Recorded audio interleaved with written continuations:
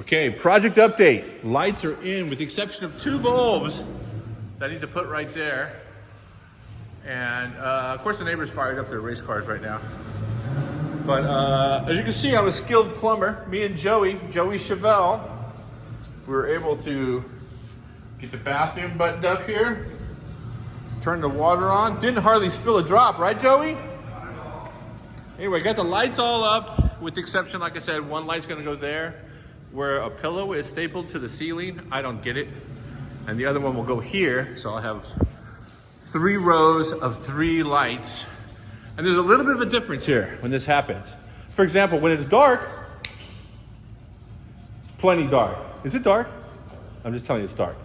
But when the lights come on, it gets bright quick. This is 35,000 lumens, 250 watts, 5,000 K. Not the yellow ones. These are the ones that are great for photography and shooting videos and obviously chasing shadows away. So thanks to Hyperlite for hooking me up.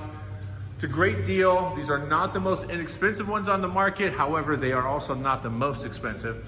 And I talked to the guys, I told them what I wanted. They sent me like a virtual lighting display in the square footage and where I should place them optimally. And within, I think, 5 days or 7 days, the stuff was here in a box. We hung them up. They're 110. Fortunately for me, there was already outlets up there. I just changed them from junction boxes and put 110 outlets on them and just plugged these things in and hung them. Let me just show you what one of them looks like real quick. So it comes with this little removable hook, which is pretty cool. Has a safety lanyard in case you're caught in a, I don't know, monsoon, Joey? You think that's what the lanyard's for? Oh yeah, definitely. Hurricane season. Right? Yeah. That's Joey Chevelle right there. So yeah, in case you're caught in a hurricane season, has a 110, I think it's about a 4 foot, possibly 5 foot plug. It's definitely cool.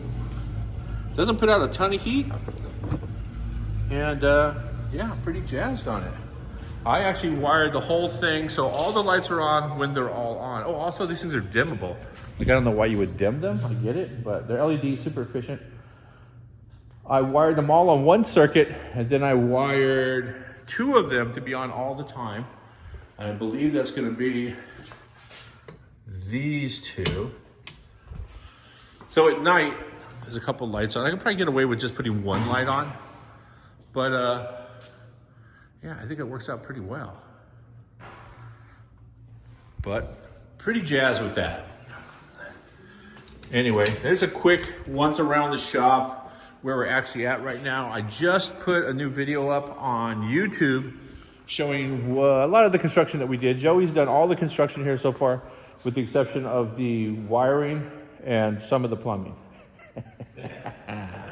So, yeah, the mop and the water, yeah, that was on me. But yeah, it's all coming along great. That's it. Thanks for watching, you guys. Don't forget to subscribe. Don't forget to tell a friend. Share. It's always good to share. Leave some comments. If you're building some project at home, post it on Instagram. Tag me, Mobile Tech Lucky. And that way I'll get notified that you've posted something and I'll go check it out. Thanks, you guys. Stay safe. If you can't stay safe, don't get caught.